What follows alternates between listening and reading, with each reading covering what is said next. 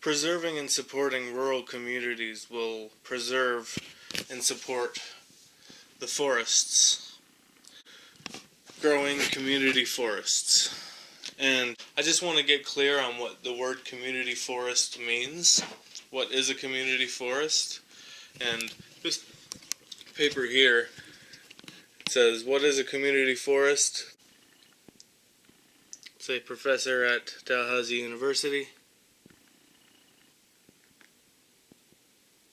What is a community forest? There are many definitions of community forest. The Food and Agriculture Organization of the United Nations defined a community forest as any situation which intimately involves local people in a forestry activity.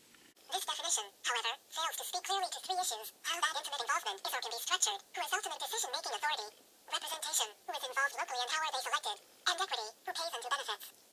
It's important to establish a definition of community forests in a way so the local people of that area are able to benefit from the forests that they're surrounded by.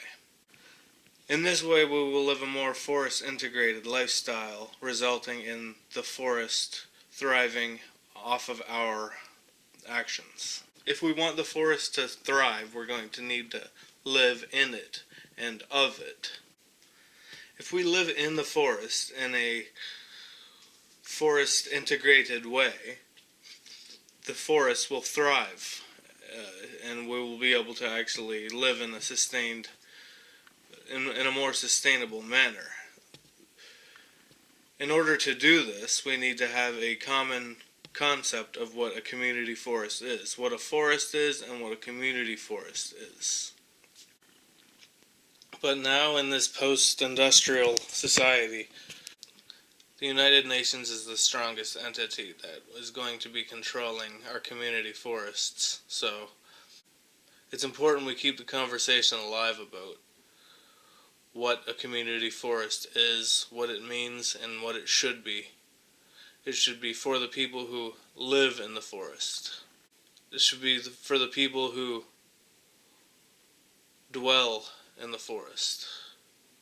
Yes, city dwellers and forest dwellers should learn to coexist, but our economy should not be based off of their king's carnival creation.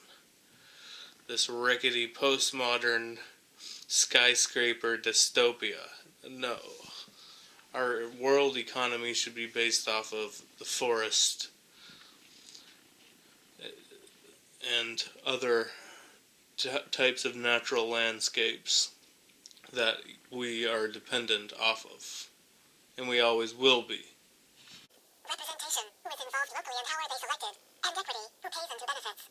The USDA Forest Service, on the other hand, define community forests as lands owned and operated for forestry or allied purposes by the community, village, city, town, school, district, township, or other political subdivision for the benefit of the community. Although this definition speaks to all three issues raised above, it is assumed that community forest lands are owned by the community.